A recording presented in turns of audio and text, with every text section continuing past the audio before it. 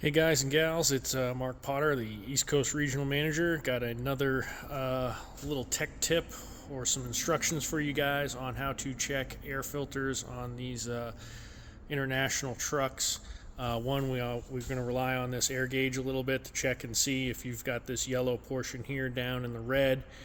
We'd like you to reset this, test drive the vehicle to make sure that it does go back down to the red. Sometimes on a humid day or based on weather, this gauge may move and give you a false reading. So first we want to be checking those, and then usually before you send your vehicle out for preventative maintenance, we want to take a look at the air filter and see if that's something that we can replace here at the branch. It is significantly cheaper to do it here at the branch versus out in the field, and we can also get the parts from JIS.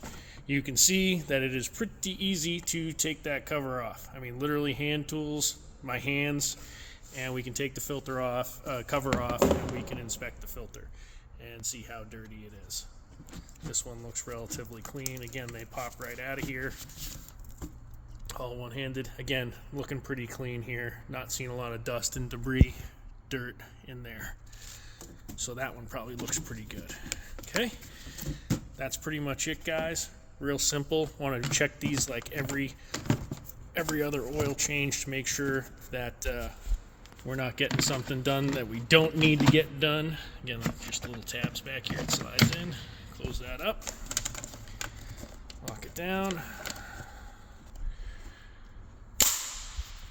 Sorry, it's a little difficult to do this and hold the phone.